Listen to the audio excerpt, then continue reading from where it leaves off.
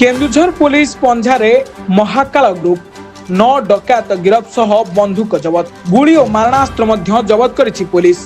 केन्दुझर जिला टाउन थाना अंतर्गत नरणपुर शिव मंदिर निकटरे स्थानीय बैंक ऑफ इंडिया शाखार डकायती योजना करुवा बेले अंतरराज्य डकायती गैंगर 9 जन डकायतों पुलिस स्पेशल टीम आज गिरफ करिछि। प्राप्त सूचना मुताबक महाकाल नामक एक ग्रुप करी बेआईन बाली चालाण, गो तस्करी, हथियार कारोबार, लुट, डकायती, सुपारी किलिंग भली जघन्य कांड एमाने करुथिले एवं एही सबु कार्य रे लिप्त रही एही ग्रुप रो सदस्य माने अनेक दिनरु केन्दुझर पुलिस टार्गेट रे रही आसुथिले।